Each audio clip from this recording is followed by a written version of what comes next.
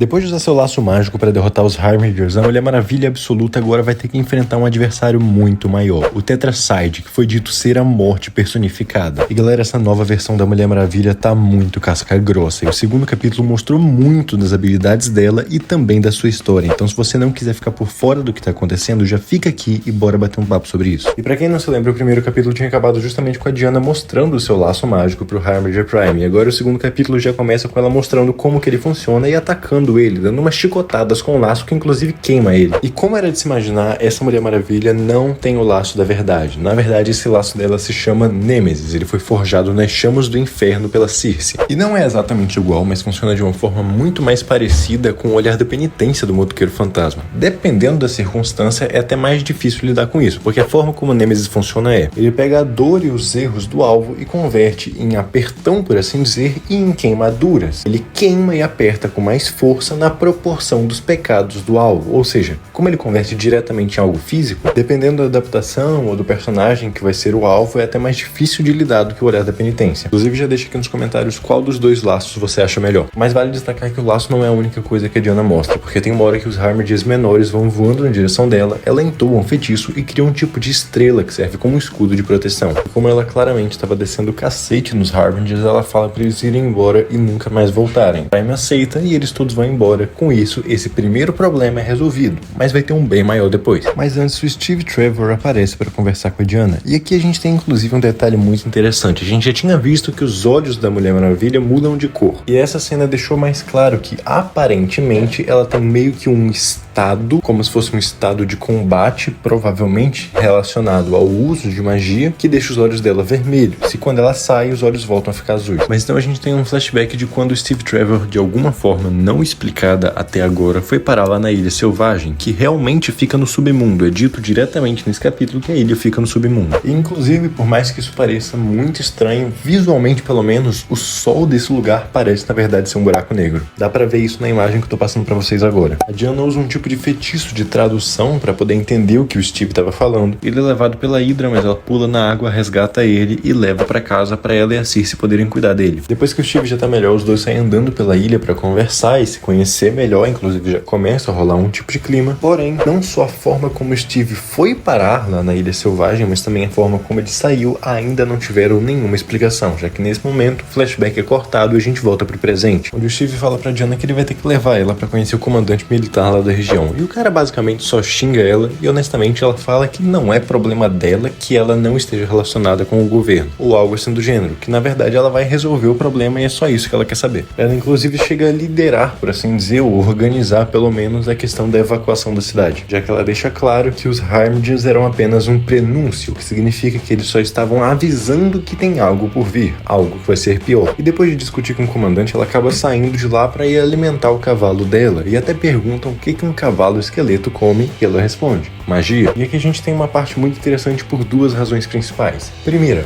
o cavalo da Diana não é um Pegasus, ele é o Pegasus. E segundo, ela realmente tem um tipo de necromancia. Quem já me acompanha aqui sabe que no vídeo de review do primeiro capítulo eu falei que provavelmente essa Diana teria um tipo de necromancia. E olha só, eu tava certo, ela tem. Eu vou explicar isso, mas antes de eu explicar, se você não quiser ficar por fora do que for acontecer nos próximos capítulos, ou em outras obras e histórias da Marvel, da DC, filmes, animes, etc., já se inscreve aqui no canal. E se você tá gostando desse vídeo, deixa o seu like pra apoiar. Mas agora indo pra explicação, enquanto ela tá alimentando o cavalo dela com magia e conversando com ele também, o Steve aparece e pergunta se ela entende o que o cavalo tá falando. E ela comenta que ela entende tudo que todos os animais falam, ela consegue se comunicar com todos eles. A gente não tem a explicação exata disso aqui no universo absoluto, mas provavelmente aqui pelo menos isso é por conta de um feitiço. Além disso, quando o Steve pergunta qual é o nome do cavalo, ela fala que é Pegasus, e que ele não é apenas um Pegasus, ele é o Pegasus, ou seja, ele é o Pegasus principal do mito, e aqui ele é feito a partir do sangue da Medusa e foi morto por Zeus. Ela chega a comentar que é por isso que ele tem essa aparência de esqueleto, ele já foi morto. O Steve pergunta como que ele tá vivo então, e a Diana comenta magia e sacrifício. Então, como eu tinha dito, aparentemente sim, essa Mulher Maravilha Absoluta possui um nível de necromancia, inclusive provavelmente essa magia que ela alimenta o Pegasus é uma derivação dessa necromancia. Tá dando a entender que o que rola é que ela reanima reanimou ele, por assim dizer, e esse sacrifício é justamente que ela tem que alimentar ele com uma magia derivada do feitiço original que fez ele voltar. E ela tem que alimentar ele constantemente justamente para manter o estado de vivo, entre aspas, do Pegasus. Mas então de repente um som ensurdecedor começa e faz a Diana sentir dor, inclusive. E é muito bizarro, porque no momento em que ela vê a criatura que causou aquele som, automaticamente ela começa a rezar. E a gente vê que o que causou aquilo foi justamente uma criatura gigantesca, que a Diana chama de Tetracide, e fala que nenhum que viu seu rosto deve permanecer vivo. Quando o Steve pergunta o que é aquela criatura, a Diana fala, a morte personificada. Ela fala para evacuar a cidade enquanto anda em direção ao Tetracide e pede para as deusas protegerem eles todos, justamente porque ele não deixa nada restar. E como eu falei, essa Mulher Maravilha tá muito casca grossa, a história tá muito insana, porque tudo indica que realmente logo no terceiro capítulo, que vai ser no mês que vem, ela já vai enfrentar uma personificação da morte, uma entidade praticamente. Mas claro que vale destacar uma questão aqui.